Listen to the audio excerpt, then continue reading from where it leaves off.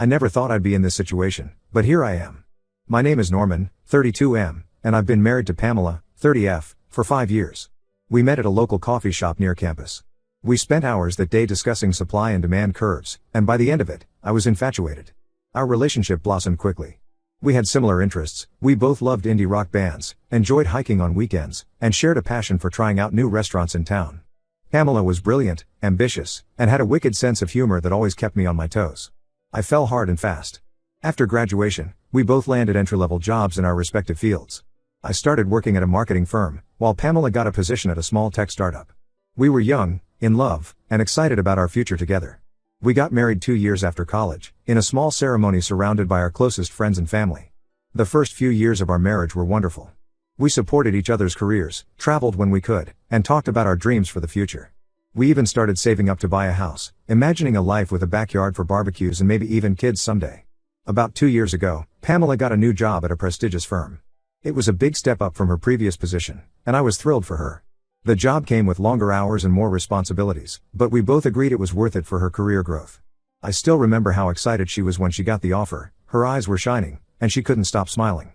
We celebrated that night with champagne and takeout from our favorite Thai restaurant. At first, things were okay. We adjusted our schedules, and I took on more household responsibilities to support her. I didn't mind doing extra laundry or cooking most nights if it meant Pamela could pursue her dreams. We had always been a team, and I saw this as my way of contributing to our shared success. However, as time went on, I noticed Pamela becoming more distant.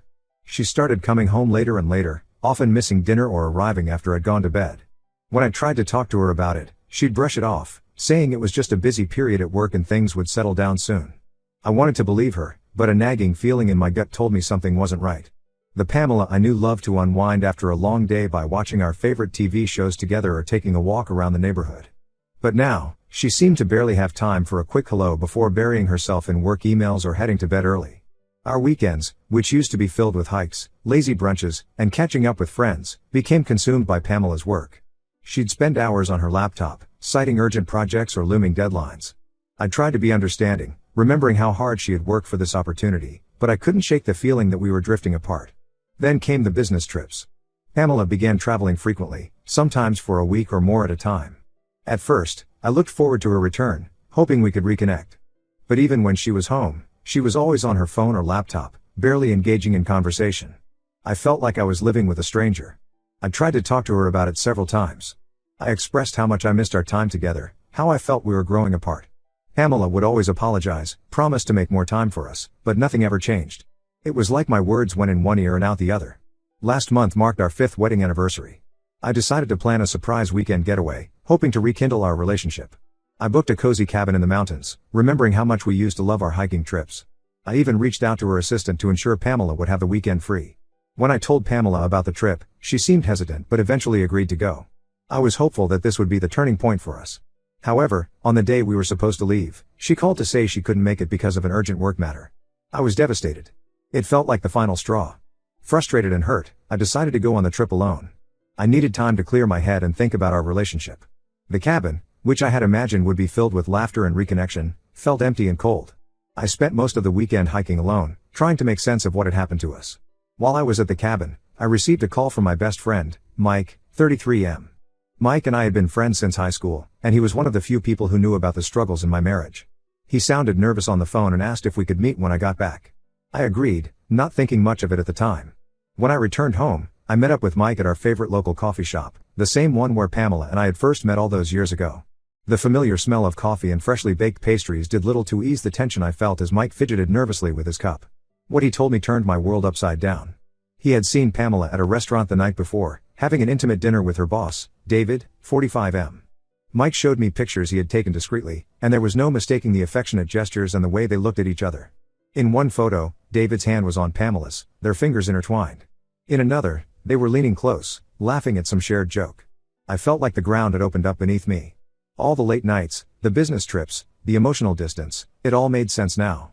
Pamela had been having an affair with her boss. The realization hit me like a ton of bricks. I thought back to all the times she had assured me it was just work, all the promises to make more time for us. It had all been lies. I confronted Pamela that evening when she came home from work. At first, she tried to deny it, claiming Mike must have misunderstood what he saw. But when I showed her the pictures, she broke down and admitted to the affair. She said it had been going on for almost a year and that she had developed feelings for David. I was devastated. The woman I had loved and trusted for nearly a decade had betrayed me in the worst possible way. I asked her to leave the house that night, unable to bear the sight of her. She went to stay with her sister, leaving me alone with my thoughts and a mountain of questions. It's been 2 weeks since then, and I'm still trying to process everything. Pamela has been calling and texting, begging for another chance. She claims she made a mistake and wants to work on our marriage. But I don't know if I can ever trust her again. I'm torn between the love I still feel for her and the betrayal that's eating me up inside. Part of me wants to try and salvage our marriage, remembering all the good times we've had and the future we had planned together. But another part feels like it's beyond repair. The trust that was the foundation of our relationship has been shattered, and I'm not sure if it can ever be rebuilt. I keep replaying moments from our relationship in my head, wondering if there were signs I missed. Was I too absorbed in my own work to notice her drifting away? Should I have pushed harder when she started becoming distant? These questions keep me up at night, along with the painful images of her with David. I'm not sure what to do next. The life we built together over the past decade is crumbling around me, and I feel lost. Am I wrong for considering giving her another chance? Or should I cut my losses and file for divorce? I could really use some advice right now. How do I even begin to move forward from this? Update 1. It's been about a month since my last post, and a lot has happened. I want to thank everyone who took the time to respond and offer advice. Your words really helped me gain perspective on my situation. After much consideration and many sleepless nights, I decided not to give Pamela another chance. The trust was broken, and I realized that no matter how much I wanted to believe her promises, I couldn't see a future where I wouldn't be constantly questioning her actions and motives. The days following my decision were incredibly difficult.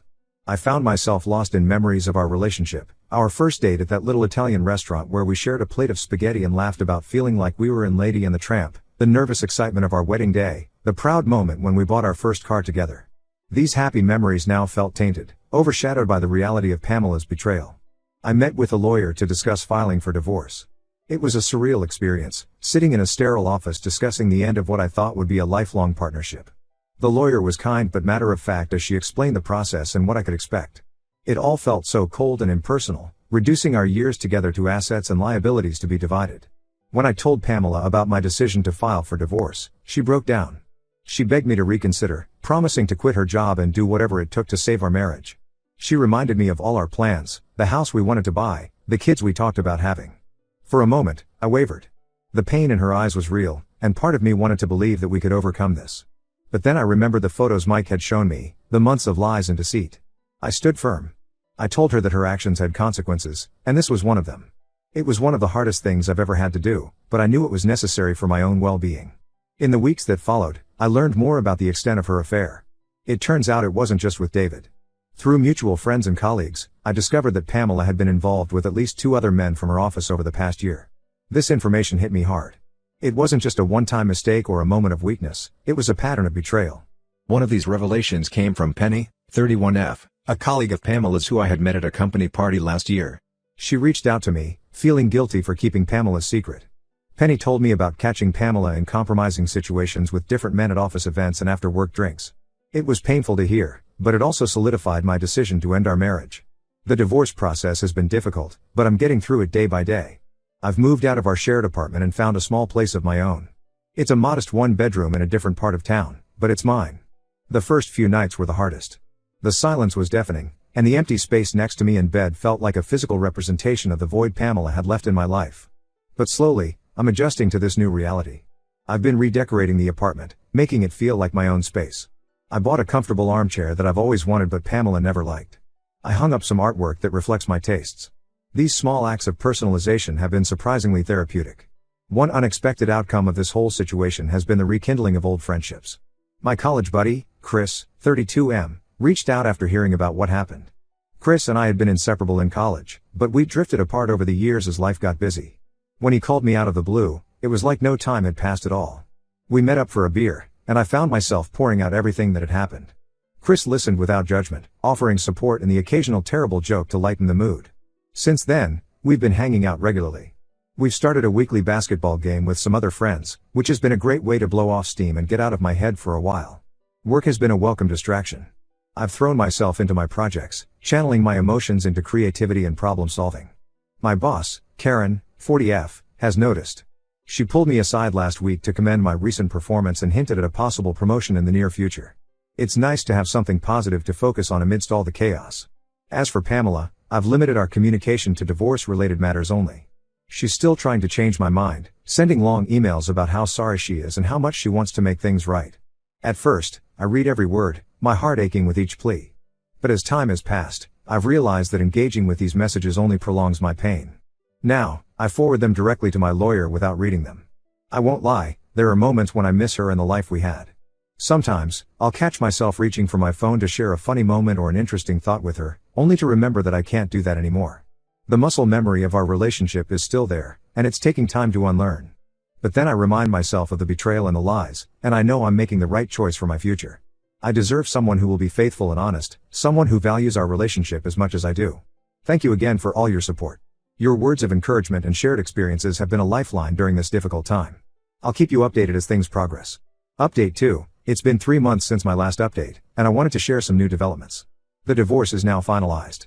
It was a long and emotionally draining process, but it's finally over. Pamela fought it until the end, trying to delay proceedings and attempting to negotiate terms that were frankly ridiculous. Her behavior during this time only reinforced my decision to end our marriage. One particularly difficult moment came when we were dividing our assets. Pamela tried to claim ownership of a family heirloom, a vintage watch that had belonged to my grandfather. This watch held immense sentimental value for me. My grandfather had given it to me on his deathbed, telling me stories about how it had been with him through the war and throughout his 50-year marriage to my grandmother. Pamela knew how much it meant to me, but she still tried to take it out of spite. I was furious. It felt like a final betrayal, an attempt to hurt me one last time. Thankfully, my lawyer was able to shut that down quickly. But the incident left a bitter taste in my mouth and erased any lingering doubts I might have had about ending our marriage. On a more positive note, I've been focusing on personal growth. I've started taking guitar lessons, something I've always wanted to do but never found the time for when I was married. My instructor, Ray, 55M, is a patient teacher with a dry sense of humor that makes even the most frustrating lessons enjoyable. It's been challenging, my fingers are constantly sore, and I'm pretty sure my neighbors hate me, but incredibly rewarding. There's something satisfying about creating music, even if it's just a simple chord progression. I've also joined a local hiking group. Every Saturday morning, we meet up and explore different trails in the area. It's been great for my mental and physical health. There's something therapeutic about being out in nature, away from the noise and stress of everyday life. Plus, I've met some great people through the group. We often grab breakfast together after our hikes, swapping stories and sharing laughs. Work continues to be a bright spot. That promotion my boss hinted at? It came through last month. I'm now heading up a new project that's both exciting and challenging. We're developing a marketing campaign for an eco-friendly startup, which aligns perfectly with my personal interests. The increased responsibilities have been a welcome distraction from my personal life. My friendship with Chris has continued to grow stronger. He's been an incredible support throughout this whole ordeal. Last weekend, he invited me over for a barbecue at his place. It was there that he introduced me to his sister, Lena, 29F. Lena and I hit it off immediately. She works as a music journalist, and we bonded over our shared love of obscure indie bands. We ended up talking for hours, swapping stories about the best concerts we'd been to and debating the merits of vinyl versus digital. It was refreshing to have a conversation that had nothing to do with my divorce or work. After the barbecue, Lena and I exchanged numbers. We've been texting back and forth, and we're planning to meet up for coffee next week. It's too soon to say where it might lead, but for the first time in months, I'm feeling optimistic about the possibility of a new relationship. As for Pamela, I've heard through the grapevine that she's no longer with David. Apparently, he broke things off shortly after our divorce was finalized.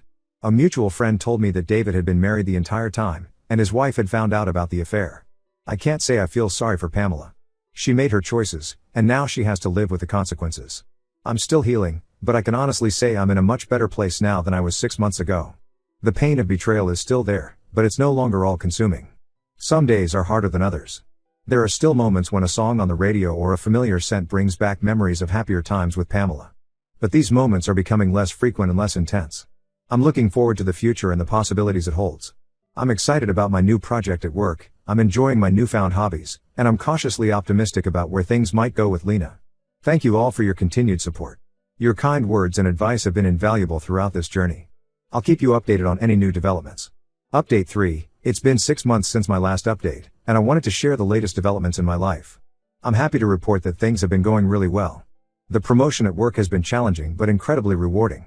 I've been able to implement some innovative ideas that have been well received by both my team and our clients. The eco-friendly startup campaign I mentioned in my last update has been a huge success. We've seen a significant increase in engagement and brand awareness for the client. It's given me a renewed sense of purpose and confidence in my professional life. On a personal level, I've continued to invest time in my hobbies and personal growth. The guitar lessons are paying off. I can now play a few songs without making too many mistakes. I even performed at an open mic night at a local coffee shop last month. It was terrifying, but exhilarating. I messed up a few chords, but the small audience was supportive, and the experience was incredibly empowering. The hiking group has become a regular part of my routine. We've tackled some challenging trails over the past few months, including a tough 2-day hike in the mountains. It was during this trip that I realized how far I've come in my healing process. Surrounded by new friends, breathtaking views, and the serenity of nature, I felt a sense of peace I hadn't experienced in a long time. Remember Lena, Chris's sister? Well, things have progressed between us. We've been dating for about 4 months now, and it's been wonderful. She's kind, funny, and incredibly supportive. We share a lot of common interests, but she also challenges me to try new things. Last month, she convinced me to attend a local art exhibition. I've never been much of an art person, but seeing it through her eyes gave me a new appreciation for it. We're taking things slow, both aware of my recent divorce and not wanting to rush into anything. But I'm excited about where this relationship might go. It's refreshing to be with someone who communicates openly and values honesty as much as I do. As for Pamela, I haven't had any direct contact with her in months. However, I did run into her sister, Amy, 28F, at a local grocery store last week. It was a bit awkward at first, but we ended up having a civil conversation. Amy apologized for her sister's behavior and mentioned that Pamela has been struggling since the divorce. Apparently, she's lost her job. Turns out sleeping with your boss and multiple coworkers isn't great for job security, and has been having trouble finding new employment. While I don't wish ill on Pamela, I can't say I feel particularly sympathetic either. Her actions had consequences, and now she's facing them. It's a stark reminder of how different our lives have become. The encounter with Amy did stir up some emotions, but I was surprised to find that the pain and anger I once felt have largely faded. Instead, I felt a sense of closure. Our conversation was brief, and when we parted ways, I realized that chapter of my life is truly over. Looking back on the past year, it's hard to believe how much has changed. The pain of Pamela's betrayal has faded, replaced by a sense of gratitude for the life I'm building now. I'm surrounded by supportive friends, I'm excelling in my career, and I'm in a healthy, happy relationship. I've learned a lot about myself through this process. I've discovered strengths I didn't know I had and developed new passions. I've also learned the importance of self-respect and the value of surrounding myself with people who truly care about me. To anyone out there going through a similar situation, I want to say, it gets better. It may not feel like it in the moment, but with time and effort, you can come out the other side stronger and happier. Don't be afraid to lean on your support system, try new things, and prioritize your own well-being. Thank you all for being part of this journey with me. Your support and advice have been invaluable, and I'm grateful for this community. While I hope I won't need to post any more updates about this situation, know that I appreciate each and every one of you who took the time to read my story and offer your thoughts.